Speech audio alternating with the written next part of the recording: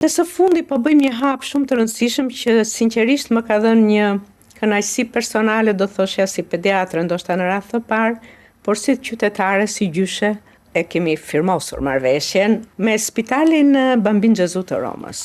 Kush nuk e njeh Spitalin Bambin Gesù në Rom? Po, shiko, në Vatikan, madje. Kush nuk e njeh, po është Spitali i Vatikanit, i financuar nga Vatikani, siç është Xhemeli për të rriturit. Dhe atje janë profesorët më në emër në unë dua të them që mund t'ju them vetëm një shifër, që Spitali Bambin Gesù i Romës në një rankim që është bërë në vitin 2025, rankim botror, ka rezultuar i pari në Europë, jo në Itali, po i pari në Europë dhe i 6 në botë. Është një spital ku unë kam një ndjenjë të veçantë për atë spital, sepse ka qenë viti 92 kur për herë të parë kam kaluar kufirin dhe për herë të parë më është dhënë mundësia të vete për një specializim, kanë qenë në Bambin Gesù, kam qenë e lumtur atje në Dhe janë të pakta rastet e fëmijëve shqiptar që kanë kryer ndërhyrje të suksesshme në Bambin Gesù. Është një spital që vërtet është spitali i ekselencës dhe ku kryhen diagnoza dhe terapi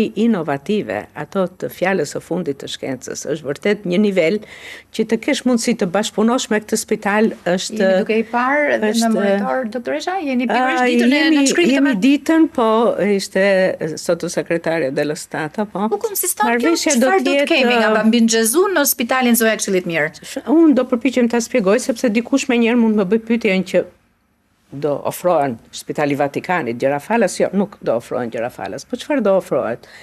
Mund t'ju them një kolegja jon, jo më shumë, po para 2 ditësh më tha një gjë shumë të bukur. Tha kur zbres në Ciampino, që vjen nga Tirana në aeroport ka shumë taksi të shkruara për në Bambin Gesù që marrin familje shqiptare, prindër me fëmijë dhe i çojnë për vizitë në Bambin Gesù. Pra, ka një numër të madh fëmijë shqiptar që vjen për të konsultuar në Bambin Gesù.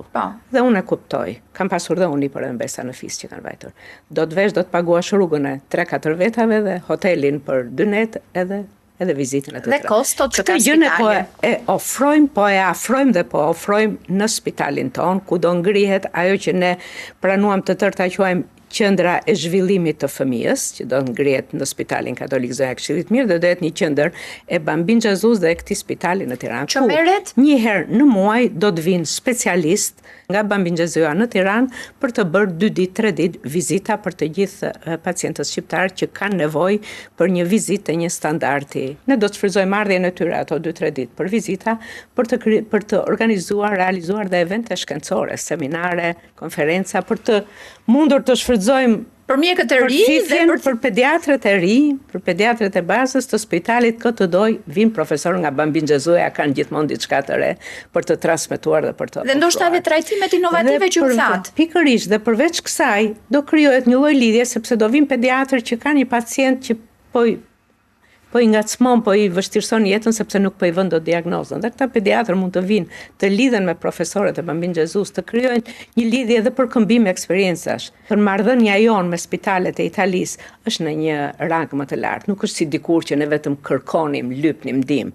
Tani ne jemi më dinjitozë në këmbimin e eksperiencave tona. Në bashkëpunim me Bambin Gesù kemi menduar të organizojmë master për shembull për infermierinë e neonatit, për fizioterapin e fëmijëve të vegjël, pra disa pika që ne mendojmë që kemi nevojë për një standard, për një mbështetje. Ju e thatë, ju jeni dekane e Fakultetit të Mjekësisë në Universitetin Zoja Këshillit Mirë. Dhe është më e thjeshtë që të mund t'i gërshetojmë të 3 këto fusha që janë fusha akademike, thellimi shkencor dhe klinike, diagnostike, kurative, sepse nëse ndihmojnë njëra tjetrën, të treja veç dhe bashkë do të shkojnë në rrugën e progresit patjetër. Ju e thatë që shumë familje shkojnë në Bambin Gesù, por shkojnë edhe për ndërhyrje kirurgjikale. Do të mund të kemi mjek kirurg nga Bambin Gesù për të bërë operacionet përbashkët? Një rast që vërtet na ngrem duart në drejtimin diagnostik apo kurativ, do të ketë një marrëveshje, do të ketë një impenjim për të mundur për ta trajtuar në Bambin Gesù. Për mua është e rëndësishme që ne filluam konkretisht. Po, por doktoresha, podcasti Shëndet me Alma më ndiqet shumë, nga nënat sidomos, dhe mos kjo do na bëjë që të na vinë të gjithë tani atje sepse duam të bëjmë një ndërhyrje apo një vizitë me mjekët italian, pra do jetë në ditë të caktuara mjekët? Mjekët do të jenë në ditë caktuara, Bambin Xhezuja bile po na tregonte një plan që e ka bërë në një vend tjetër, dhe gjërat do të jenë të përcaktuara që në datën 1 të çdo muaji do vinë këto specialistë dhe gjatë atij muaji ne do të promovojmë në rrjetet sociale specialistët që do vinë dhe mjekët vetë që kanë një rast të vështirë. Shpeshherë, për shembull këtë rastin e vështirë ishte doktoresh profesoresh Gjina që e çoi. Doktoresh Gjina Kulje. Pra, domethënë një profesoresh e nivelit të atill kishte këtë rast që pati dëshirë ta konsultonte me mjekën. Pra, është një mundësi e ofruar, por dhe e afruar dhe me shumë më pak shpenzime se sa të marrësh udhën dhe të vesh.